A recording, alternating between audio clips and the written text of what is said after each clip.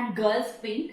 Me being a girl prefers to wear black and blue. So does that make me a boy? I am Durgae Jyothi Sai and I am blessed with a family that did not show gender discrimination. We, being three sisters, were taught to do all kinds of chores, be it a girl's work or a boy's work. I feel uneasy to even distribute the work or a responsibility as girls and boys, and would like people to prefer being more responsible working citizens. For instance, let me tell you a few minor differences that takes place in one's life that are actually gender stereotypes. Bicycles and toys manufactured differently for girls and boys. I always wonder why my brother's bike looks stronger than my bicycle's.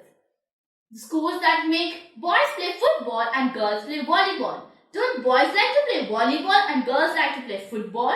As generations have changed and so have our mindsets accepted the fact that girls are not only meant for the kitchen.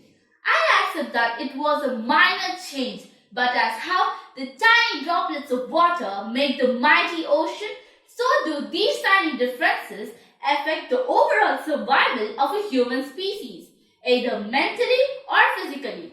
I believe that no girl should be raised no different than a boy and no boy should be raised no different than a girl.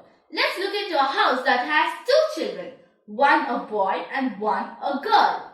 The girl was taught to cook and wash dishes, whereas the boy was taught to earn a living. I surely know that times have changed and this is not a very common thing in this generation. But to my knowledge, there are still a few households who practice showing gender differences. Researchers claim that boys are stronger physically and girls are more intelligent and quick by the brain. But I intend not to differentiate and stick to my side as well. We all know that both the body and the brain can be trained.